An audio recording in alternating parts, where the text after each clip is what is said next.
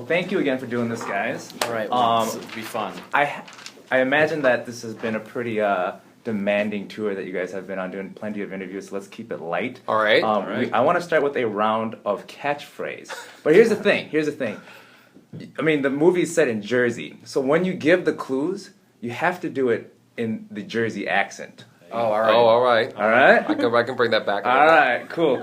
All right. So you ready with the timer? Am I ready to jump Is back that, into wait, this? oh my god, I play this in Do you think we okay. can jump back into this? It's So been so who am I- long. So who wants to go first? Okay, well you go first. Okay. I've All never right. played 30 before. seconds. 30 So seconds. he has to guess my word. No, he's going to give you the clue, and you have to guess what he's trying to explain to you. Yeah. Oh, all right. Okay. All right, you ready? All right. Yeah, 30 you're seconds? blocking the 30 camera, though. Tell us when. Just want you to know. 30 seconds starts now.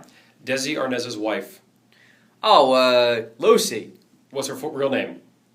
Lucy, it's a thing that you What throw do you down dribble? the court. Yes. The ball. Yeah. Okay, good.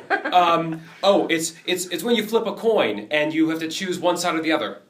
Heads or tails. It's when you sing in a church in that scene in Jersey Boys. You listen for what sounds so amazing in the church. It's the echo. Yes, It's the echo. It's the show where you're being filmed from across the street and you didn't even realize it. This is a candid camera. That's right. It's when sports people have it in their. Oh, Nice. I have no we just idea. got off a plane. I have no effing clue. That was awesome. That was a 4 or 5. Do you want that one or should I skip Yeah, the how next many one for did you get? No, Four? I don't I know. don't I'll skip I that. think you got I 4. think he had 4. Okay. I think that. Four. So No, it that'd was be 5. four. All right. It was 5. All right, 5. All right. All right. You ready? This guy. Yes. cheating. All right. All right. Okay. Ready, set, go. They have them in certain cultures. It's a bunch of faces stacked up on top of each Oh, other. it's a totem pole. It's the thing that I know nothing about, like the hockey guy from this morning. Oh, well, it's sports. It's what you have outside your house. It's a patio furniture. That's right. It's the main ingredient in a s'more. And s'more is chocolate. No. No, marshmallows. That's right. It's what you ride on if you're a jockey. You're riding on a horse. That's right. It's what. Come on, spit it out. Mine is a broken one. You got a broken record. I don't know. No, it's a I broken have leg, a broken arm. your I'm father gonna and your give you mother and your cousins and your a children. broken. I don't know. Broken family. That's right. And it's the movie that. Oh man. Hey, Wait, no, I got 5 too. It's a tie. So we got to arm We got to arm Wait, wrestle. wait. Here, the next clue is that this is all. I This just is a have to say it. tiebreaker? This Are is a you gonna be the tiebreaker. tiebreaker? Okay. All right. Tiebreaker. Good, because it was a tie for real. This movie filmed on the same lot, on the Warner Brothers lot, as Jersey Boys. Casablanca. You got it. Yeah. Oh, Casablanca. See, Oh. in Jersey, even when you cheat, you win. And I don't come from a broken Even if family. everyone knows you cheated, you still win, That right? is Right. good. Because what are you going to do about Yeah, it? what are you gonna do? What are you That gonna is do about good. it? Well done. Well done. comfortable. All All right. right. Well, I do actually have some questions too. Okay. So All if right. you would first introduce yourselves and let us know who you play in the film. I'm Michael Lomenda, and I play Nick Massey. I'm Erich Bergen. I play Bob Gaudio. John Lloyd Young play Frankie Valley. Were we supposed to look at the camera and say that? We You can know. just treat it like a conversation. all right, I have it casual. Okay. So if you were to explain it briefly to someone that knows nothing about the movie or the history, what would you tell them? It's the story of Frankie Valley in the Four Seasons, and so they're sort of 4 guys who are from the wrong side of the tracks who make it really big. They are kind of scrappy guys from the neighborhood who have a couple choices. They can get mobbed up, they can write hit music, and basically they choose to do those 2 things. Yeah. You know, and so that's what happens, and then it sort of follows their rags to riches to rags story. Yeah. I feel like it's like they're one of these acts that people don't know. They don't associate the songs with them. They hear the song, go, oh, I know who that is. That's exactly right. I think, and those of us who are in the stage production and in the film, I think our first introduction to Jersey Boys, we had the same sort of thought process. I mean, I knew all these songs, loved these songs. My dad always played these songs for me growing up. I had no clue that they were all by the same band. And I think one of the reasons why that's the case is that Frankie and the Four Seasons were really the first band, and then often imitated. You know, they were a pioneer in this sound, and then so many groups of one-hit wonders came after them, trying to imitate their sound and sort of muddied up the music Right. scene. You know that sort of cliche like Goodfellas or like The Sopranos, like when you ask what do you do for a living? I'm in construction. You know, Yeah. these guys were a singing group, Uh-huh. but they were the same guys. They It's could've like the been singing Sopranos or singing Goodfellas. Right. Okay. Yeah. I mean, that's the vibe I got too. And my next question, I'm sure you guys have heard so many times, what's it like to work with Clint Eastwood? Instead of answering that question, is there like a little piece of, I don't know, directing or advice that he gave you that sort of was eye-opening and like, you were just like, hey, how come I've never thought of that? Or something that you'll take with you into the future? Yeah, I Yeah, mean, so much. a lot of it. I mean, I think the strongest way that he directed us, especially those of us who come from the theater world, which tends to be very micromanaged, just because you're on a stage and you have to stay clear of flying in set pieces, and your performance is timed to music and lights and sound and all these things.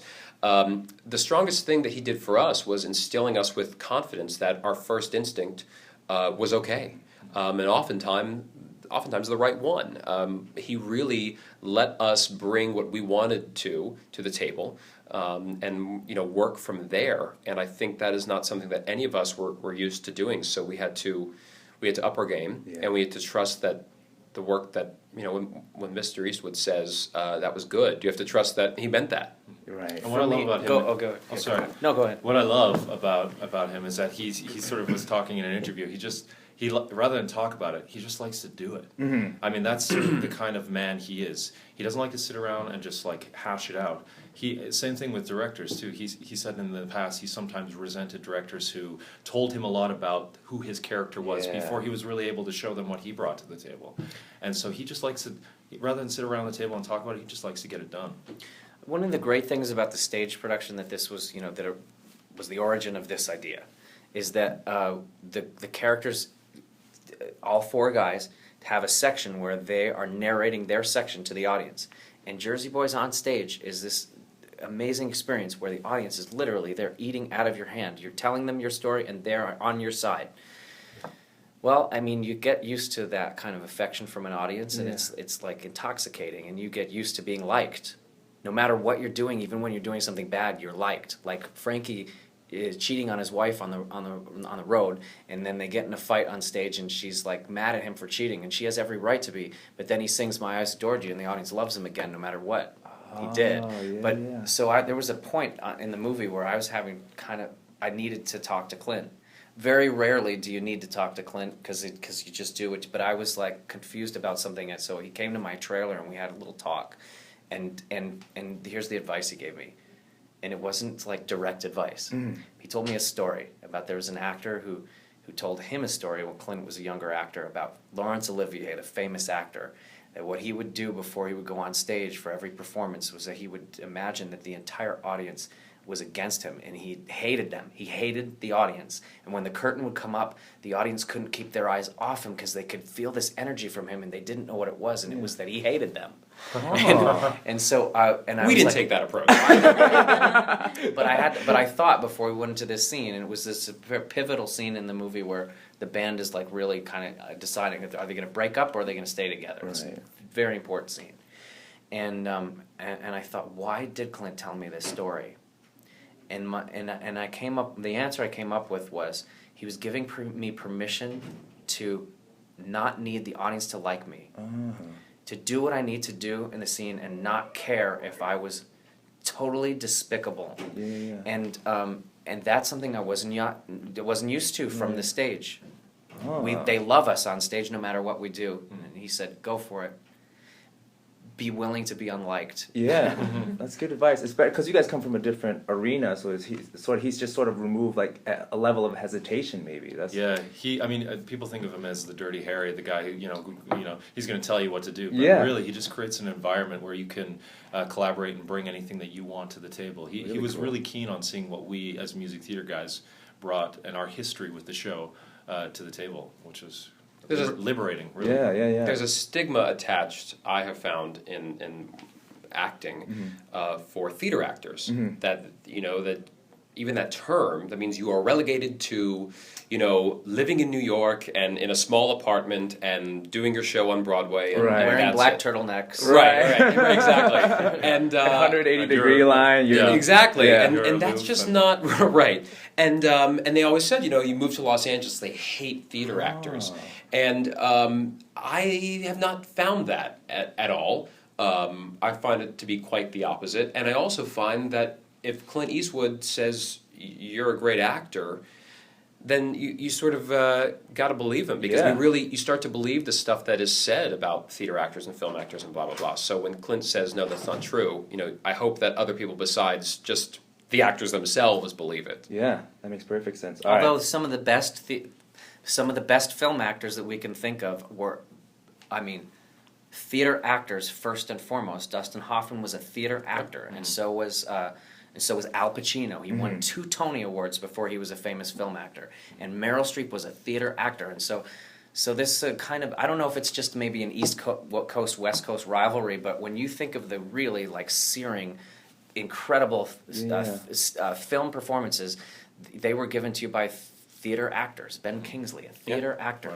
Daniel Day-Lewis, theater actor. Wow. All of them started in the theater. So I think that theater is actually a really great breeding ground for film actors. Truth is truth. Acting is acting. It translates. Right. Cool. And then one last thing, since who lost? You lost.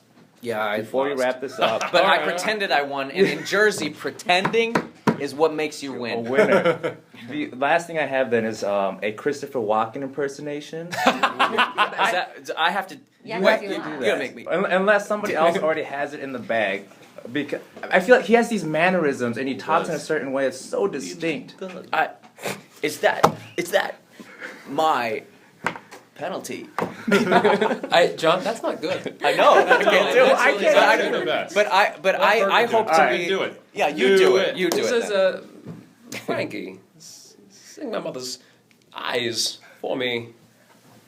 That's not bad, right? That was That is good. Good, right? That's I why- was told good. once it sounded more like Liza Minnelli, but No, that was That's why awesome. I was I think cast you've as been Frankie working on Valli and not as That's Christopher Christopher Walken. Walken. I'm not going to be doing the Christopher Walken biopic. Right. Oh, maybe that you was will. awesome. Thank to you meet guys. you. Thanks a lot. Yeah. Thanks. Nice to meet you. Thank you for your time. Yeah, Thanks. of course. Thanks for coming.